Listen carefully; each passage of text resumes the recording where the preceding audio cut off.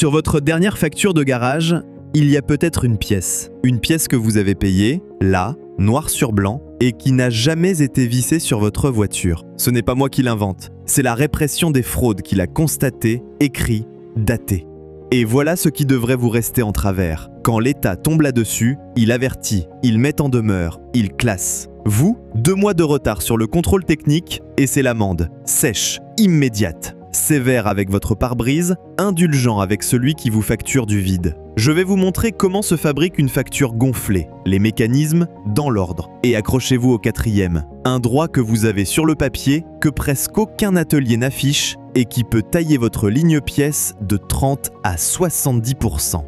En 2024, la DGCCRF, la répression des fraudes, a passé au crible 1613 établissements, des garages indépendants, des centres auto, des concessions. Les résultats sont sortis début juin 2026. D'abord chez Que Choisir, puis partout. Verdict, 40% de ces établissements ont fait l'objet de suites correctives ou répressives. Dans le détail, 497 injonctions de mise en conformité, 224 procès-verbaux administratifs ou pénaux et plus de 580 avertissements. 4 sur 10. Alors avant que quelqu'un me le sorte en commentaire, je le dis moi-même, ces contrôles sont ciblés. La DGCCRF ne tire pas les adresses au sort, elle suit les signalements, notamment ceux de la plateforme Signal Conso. Son porte-parole, Florian Simoneau, l'assume d'ailleurs avec une formule que je vous laisse savourer. Plus le chiffre est élevé, plus c'est la preuve que le ciblage a bien été fait.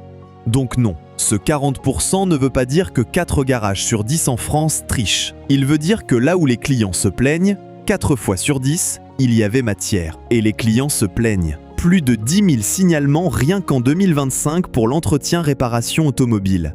10 000. Ce n'est pas un artefact statistique, ça. C'est une file d'attente devant le guichet des réclamations. Et pendant que cette file s'allonge, vos factures, elles, grimpent. L'heure de main-d'œuvre en mécanique est passée de 84 € en 2019 à 100 € en 2023. Plus de 19% de hausse en 4 ans, et ce n'est pas un chiffre de blog. C'est la DGCCRF d'après l'INSEE. Le coût moyen d'une réparation a pris plus de 20% sur la même période.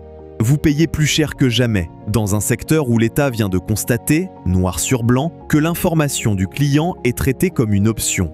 Maintenant, les mécanismes. Parce qu'un communiqué, tout le monde peut vous le lire. Le décoder, c'est autre chose. Chacune de ces lignes a sa fabrique. Et les constats de la DGCCRF disent précisément laquelle. On va les démonter une par une. Mécanisme numéro 1, l'affichage fantôme. La loi est vieille comme mes premières clés plates. La réglementation sur l'affichage des prix des prestations impose la publicité de vos taux horaires, vos forfaits, vos frais annexes, visibles, lisibles, depuis l'extérieur. C'est le manquement le plus répandu du rapport 2024. Tarifs absents, incomplets ou illisibles. Le diagnostic, on branche la valise, on vous annonce le montant, après. Personne ne vous l'a dit avant, personne ne l'a affiché. Et le gardiennage, alors ça, c'est mon préféré. Vous contestez une facture, votre voiture reste sur le parking de l'atelier. Et chaque jour qui passe, se facture. On vous fait payer l'hospitalité pendant qu'on retient votre voiture en otage. Plus vous discutez, plus l'addition monte. C'est une mécanique de pression, et elle est d'autant plus efficace que vous avez besoin de cette voiture demain matin. Pourquoi un professionnel n'affiche pas ses prix? Posez-vous la question 2 secondes. Un prix affiché, c'est un prix comparable. Un prix comparable, c'est un client qui peut aller voir à côté. Et ça, c'était le mécanisme le plus doux. Le deuxième, lui, est parfaitement légal. C'est ça qui devrait vous inquiéter. Quand un atelier vous facture 2 heures de main-d'œuvre, dans l'immense majorité des cas, ce n'est pas le temps passé sur votre voiture, c'est le temps constructeur, le barème. Chaque opération a sa durée théorique dans les tables. Remplacement d'embrayage, temps. Distribution, temps. Et si le mécano boucle l'opération en 50 minutes au lieu des 2 heures barémées, vous payez 2 heures quand même. Légal, parfaitement légal. Et le barème joue dans les 2 sens. Il protège aussi le client quand l'opération déborde. Mais combien de clients savent que ce système existe? Combien savent que le forfait révision qu'on leur vend masque le détail de ce qui est réellement fait? C'est toute la symétrie de ce métier. Vous payez une prestation technique que vous ne maîtrisez pas face à un professionnel qui sait. Lui connaît le barème, le temps réel, la marge sur chaque pièce. Vous connaissez le montant en bas à droite. Point. Et là où l'asymétrie bascule dans l'illégal, le rapport l'a constaté aussi. Des prix facturés aux clients supérieurs aux prix annoncés. Ça, ce n'est plus de l'opacité. Ça porte un nom dans le code de la consommation. Pratique commerciale trompeuse, qualification pénale. On vous affiche un prix, on vous en facture un autre. Dans n'importe quelle boulangerie, le client hurlerait. Dans un atelier, il paie parce qu'il ne sait pas lire la facture. On va y remédier aujourd'hui, mais avant, accrochez-vous, parce que le troisième mécanisme, c'est celui qui m'a fait écrire cette vidéo. Mécanisme numéro 3, les pièces fantômes. C'est écrit dans les constats de la DGCCRF, campagne 2024. Des pièces indiquées sur la facture, payées par le client, alors qu'elles n'ont jamais été montées sur le véhicule. Des pièces facturées, payées, jamais montées. Dans n'importe quel autre commerce, ça s'appelle vendre du vide. On encaisse le prix d'une marchandise qu'on ne livre pas. Le grand classique du genre, je vais vous le donner, c'est le filtre d'habitacle. Pourquoi lui ? Parce qu'il est invisible. Il est derrière votre boîte à gants, vous ne le voyez jamais. Vous ne saurez jamais s'il a été changé. 20, 30 € la ligne, sur des milliers de factures. Et qui va vérifier ? Personne. C'est le petit larcin parfait, invisible, indolore, répété. Je vais vous dire le fond de ma pensée. Des factures arrangées, des forfaits gonflés, des arrondis généreux. Le secteur en est plein. Mais facturer une pièce qu'on n'a pas posée, ce n'est pas une erreur administrative. Ce n'est pas de la paperasse mal remplie. C'est de l'escroquerie caractérisée. Et ceux qui font ça salissent mon métier autant qu'ils vident votre portefeuille. Et vous savez ce que ça a coûté en face ? Toutes ces lignes de constat, on y vient à la fin. Et croyez-moi, vous allez apprécier la sévérité de la sanction.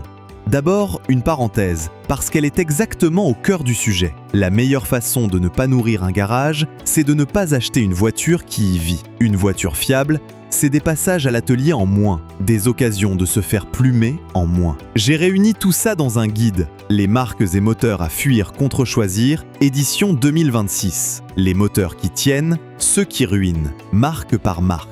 9,90 € sur heurdelauto.com, rubrique boutique. On reprend. Mécanisme numéro 4. Celui que je vous ai promis au début. Votre droit le plus méconnu et le plus rentable. Depuis le 1er janvier 2017, l'article L224-67 du Code de la consommation impose à tout professionnel de l'entretien-réparation de vous permettre d'opter pour des pièces issues de l'économie circulaire. Des pièces d'occasion contrôlées, des pièces de réemploi à la place du neuf. Depuis le 1er avril 2019, il doit l'afficher clairement, lisiblement, là où vous prenez rendez-vous. Et depuis le 1er octobre 2024, 2 décrets ont encore durci les modalités. Affichage en atelier, liste des pièces concernées, preuve d'information conservée 2 ans. L'enjeu, la pièce de réemploi coûte 30 à 70% de moins que la pièce neuve. Sur un alternateur, une porte, un rétroviseur, un moteur complet, faites le calcul sur vos dernières factures. Petite précision de mécano, les organes de sécurité restent en neuf. C'est le décret qui le dit. Direction, freinage, liaison au sol, train roulant, pas de réemploi. Et c'est très bien ainsi. Alors pourquoi personne ne vous l'a jamais proposé ? 9 ans après la loi, la filière du réemploi plafonne à 5,3% du marché de la pièce. 5,3%, une obligation légale vieille de presque 10 ans et l'option reste invisible dans l'écrasante majorité des ateliers. Le rapport 2024 le confirme. Le non-respect de l'obligation d'information sur les pièces de réemploi fait partie des manquements constatés. La Fédération des artisans, la FNA, a plaidé que cette obligation était toute récente, pleinement applicable seulement depuis octobre 2024. Là, il faut que je corrige ma propre famille. Et ça ne fait pas plaisir. Non, l'obligation de base date de 2017. L'affichage date de 2019. Ce qui date d'octobre 2024, ce sont les modalités renforcées. Dire que la règle est toute neuve, c'est comme dire que le code de la route est récent parce qu'on a repeint les panneaux. L'obligation a 9 ans. 9 ans pendant lesquels, chaque fois qu'un atelier a oublié de vous proposer l'occasion, il a violé la loi et gonflé sa marge pièce. Les deux en même temps. Le résultat de cet oubli collectif était prévisible. Une filière qui végète et des clients qui paient plein pot. Vous commencez à voir le motif ? Chaque mécanisme repose sur la même chose, ce que vous ne savez pas. Le 5e est le plus simple de tous, et c'est celui qui vous protège ou vous condamne avant même que la voiture monte sur le pont. le devis esquivé. La phrase rituelle, vous l'avez déjà entendue. Pas besoin de devis, c'est une petite intervention. Et la petite intervention triple en cours de route. Une durite par-ci, un capteur par-là, et la facture finale ne ressemble plus du tout à la promesse du comptoir. Retenez une chose, l'ordre de réparation. C'est le document signé, avant intervention, qui décrit les travaux et borne le montant. C'est le seul contrat qui limite ce qu'un atelier peut vous facturer. Sans écrit, c'est votre parole contre la sienne. Et au moment de payer, c'est lui qui a vos clés. Le rapport ajoute d'ailleurs une couche. Des clauses abusives dans les conditions générales de certains établissements. Même le contrat, quand il existe, peut être piégé. Voilà les 5 mécanismes. L'affichage fantôme, le temps barémé, les pièces fantômes, la pièce enterrée, le devis esquivé. 5 étages d'une même maison. L'asymétrie d'information. Maintenant, la question qui fâche. Pourquoi ça continue? Parce que ça continue. Et c'est là que ce dossier devient vraiment intéressant. 2015, la DGCCRF contrôle 803 établissements, 38,85% en infraction. Sanctions, 275 avertissements, 26 injonctions, 21 procès-verbaux. Campagne suivante, contrôle 2022, 30% de suites correctives ou répressives. 2024, 40% de suites sur 1613 contrôlés. Les métriques varient d'une campagne à l'autre. Je ne vais pas vous les additionner comme un journaliste pressé. Mais les infractions constatées, elles, ne varient pas. Affichage défaillant, prestations invérifiables. Les mêmes, rapport après rapport, depuis 11 ans. Et la réponse de l'État? Rapport après rapport? La DGCCRF l'écrit elle-même. Les enquêteurs ont privilégié une démarche d'accompagnement plutôt qu'une logique de sanction. Sur la campagne 2024, 224 procès-verbaux et plus de 580 avertissements. La majorité des suites, ce sont des avertissements. L'État surprend un commerçant en train de facturer des pièces jamais montées et la réponse majoritaire du système, c'est un courrier qui dit en substance « Ne recommencez pas ». On surprend le voleur la main dans le tiroir-caisse et on lui demande poliment de ranger le portefeuille. Pendant ce temps, vous, l'automobiliste, 2 mois de retard sur votre contrôle technique et la sanction est immédiate. L'amende tombe. Vous, on ne vous accompagne pas, on vous verbalise. La pédagogie, visiblement, c'est réservé aux professionnels. Alors bien sûr, la profession s'est défendue. Et je vais vous donner ces arguments honnêtement, parce que certains sont recevables. La FNA d'abord, elle rappelle que 1600 contrôles, c'est moins de 3% des 60 182 entreprises de réparation automobile du pays, 145 396 salariés, un tissu composé à 95% de petites boîtes artisanales de moins de 11 salariés. FNA 2026. Échantillon ciblé, aucune représentativité qualifiée. Et elle a raison. La grande majorité des artisans bossent proprement, affichent leurs prix et rendent les pièces remplacées sans qu'on leur demande. Ce rapport ne dit pas que la profession est pourrie. Il dit que là où on a cherché, on a trouvé. Nuance réelle. Mais cette nuance ne blanchit personne. Parce que chaque établissement épinglé, ciblé ou pas, a de vrais clients qui ont payé de vraies factures, avec de vraies pièces jamais posées dessus. Le ciblage explique le pourcentage. Il n'excuse pas un seul des 224 procès-verbaux. Mobilia ensuite, l'autre organisation du secteur, qui explique que nombre des manquements résultent davantage d'une complexité réglementaire croissante que d'une volonté de tromper. Pour l'affichage, je veux bien.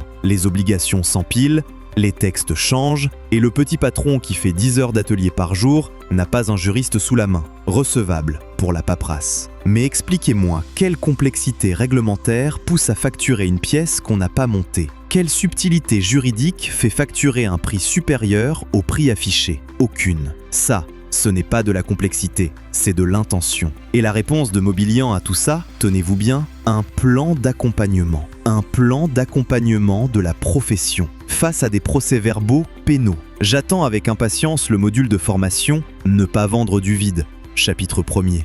Dernier argument de la défense. Les professionnels se mettent majoritairement en conformité, volontairement, après contrôle. Magnifique. Après contrôle. Comme on roule à 80 quand le radar est visible.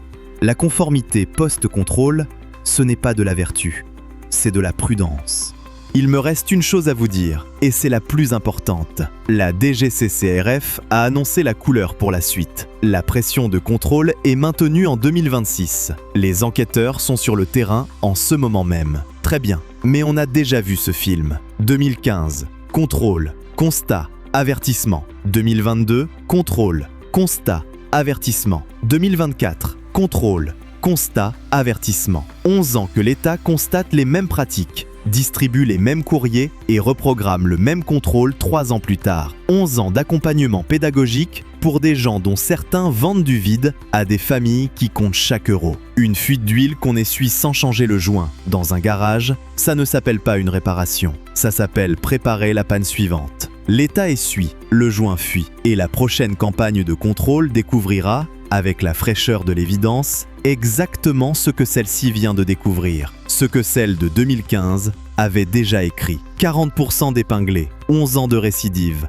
0 changement de méthode. L'État ne défendra pas votre facture à votre place. Il vient de vous le prouver, avertissement après avertissement. Alors la prochaine, c'est vous qui la tenez. Vous exigez l'ordre de réparation, vous réclamez vos pièces, vous lisez chaque ligne. Au comptoir, à partir d'aujourd'hui, le naïf, ce ne sera plus vous.